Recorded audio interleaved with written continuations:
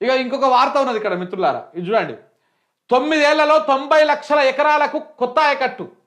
9 ఏళ్లలో 90 లక్షల ఎకరాల కొత్త ఆయకట్టు. కేసీఆర్ మోడల్ పై కేంద్రం ప్రశంసలు. కాళేశ్వరం మిషన్ భగీరథతో గొప్ప ఫలితాలు. 1.31 కోట్ల నుంచి 2.2 కోట్ల ఎకరాలకు పెరిగిన సాగు విస్తీర్ణం. 2026 ఆర్థిక సర్వేలో వెల్లడి.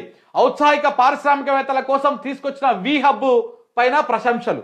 ఏమైపోయాయి మరి? మన రేవంత్ రెడ్డి గారు, మన అకునూరు మురళి గారు, మన బీజేపీ నాయకులు, మన ఉత్తమ్ కుమార్ రెడ్డి గారు అసెంబ్లీలో మాట్లాడిన మాటలన్నీ ఏమైపోయినాయి? ఇవాళ వాళ్ళకి సమాధానం ఏంటిది? ఏమని చెప్పారు? కాళేశ్వరం మీద వైట్ పేపర్ పెట్టినప్పుడు కాళేశ్వరం వల్ల 1 ఎకరానికి కూడా నీళ్లు రాలేదు, అదనంగా 1 ఎకరానికి కూడా కొత్త ఆయకట్టు కాలేదు అని చెప్పేసి అబద్ధాలు చెప్పారు. మరి ఇలా పార్లమెంట్ చెప్పింది ఏంటిది? ఇలా కేంద్రం చెప్పింది ఏంటిది? మరి కేంద్రం ఎట్లా చెప్పింది? ప్రశంస ఎట్లా చేసింది?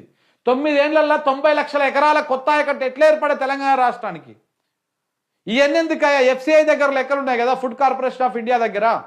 2014లో మన రాష్ట్రం నుంచి, తెలంగాణ రాష్ట్రం నుంచి ఆ సంవత్సరానికి పోయినటువంటి వరి ప్యాడీ ఎంత, బియ్యం రైస్ ఎంత పోయింది? కేవలం 25 లక్షల మెట్రిక్ టన్నులు. అదే 2023 నాటికి, అంటే కేసీఆర్ దిగిపోయే నాటికి ఎంత ప్రొక్యూర్ చేసింది ఎఫ్సిఐ? దగ్గర 1 కోటి మెట్రిక్ టన్నులు.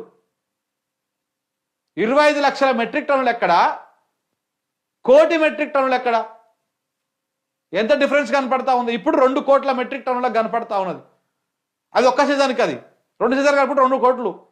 సో కాబట్టి ఇదంతా కూడా ఎట్లా సాధ్యమైంది? మరి 1 ఎకరానికి కూడా నీళ్లు ఇవ్వకపోతే, కాళేశ్వరం వల్ల కొత్త ఆయకట్టు అని చెప్పేసి ఏమీ లేదని చెప్పేసి బురదలినటువంటి నాయకులంతా తలకాయ ఎడబెట్టుకుంటారు. ఇప్పుడు కాళేశ్వరం వల్ల ఏం కాలేదు, దానివల్ల ఉపయోగమే లేదని చెప్పేసి మాట్లాడిన వాళ్ళు.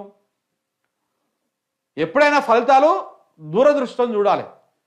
ఇప్పుడు మనం బావి తవ్వుతాం, వెంటనే ఫలితం ఉండదు. ఆ బావిలో నీళ్లు ఊరుతూ ఉంటాయి, మనం ఒడిపిస్తూ ఉంటే కొన్ని ఇంకెక్కువ ఊరుతూ ఉంటాయి. దాని తర్వాత ఒక పొలం వారుతుంది. ఈ కారుకు ఒకటే పొలం వారితే వచ్చే కారుకి ఈ పొలము ఇంకొక పొలం, ఎందుకంటే కొత్తగా తరి చేసింది నీళ్ళు ఎక్కువ తాగుతుంది. మళ్ళీ నెక్స్ట్ టైం కొంచెం తక్కువ తాగుతుంది. ఆ తక్కువ గ్యాప్లో ఆ ఎక్కువైన నీళ్ళని తీసుకుపోయి ఇంకొక పక్క పొలాన్ని మనం తరి చేస్తాం. ఈ తెలివి లేనటువంటి వాళ్ళందరూ కూడా అప్పుడు కాళేశ్వరం మీద ఆయన మాట్లాడుతూ ఉంటుండే అకునూరు మురళి. తెల్లయ్యనిగండి వైట్ ఎలిఫెంట్ అండి, అది వైట్ ఎలిఫెంట్ అది అంటుండే. ఎటువంటి వైట్ ఎలిఫెంట్? మరి వైట్ ఎలిఫెంట్ 90 లక్షల ఎకరాలకు ఎట్లా తెచ్చింది నీళ్లు? కొత్త ఆయకట్టు ఏర్పడ్డది. మిషన్ కాకతీయ వల్ల ఎంత ఉపయోగం జరిగింది? ఇవాళ ప్రతి ఊర్లో, మా ఊర్లో కూడా ఇంతకుముందు చెప్పుకున్నాం కదా, మా ఊర్లో చెరువు ఎప్పుడు ఈ కాంగ్రెస్ ప్రభుత్వం ఉన్నప్పుడు తాంబాలం లెక్క ఉంటుండే. పడ్డసుక్క పడ్డటే ఉండకపోతుండే, మొత్తం కిందికి పోతుండే. ఇలా చెరువు పూడిక ఎప్పుడు తీసి 2014-15 ఆ ప్రాంతంలో మిషన్ కాకతీయతోటి అప్పుడు చెరువు పూడిక తీసిరు. ఇప్పటికి పోయి చూడండి, ఎండాకాలం అయినా కానీ నిండుగా ఉంటున్నాయి నీళ్లు. ఎందుకు ఉంటున్నాయి? దానివల్ల ఏంటి ఉపయోగం? ఇప్పుడు ఆ ఊరు పక్కనటువంటి బావులు, బోర్లు అని ఎలుగుకొచ్చి నీళ్లు పుష్కలంగా పారి పంటలు పండుతూ ఉన్నాయి, రైతులు చల్లగా ఉంటా ఉన్నారు.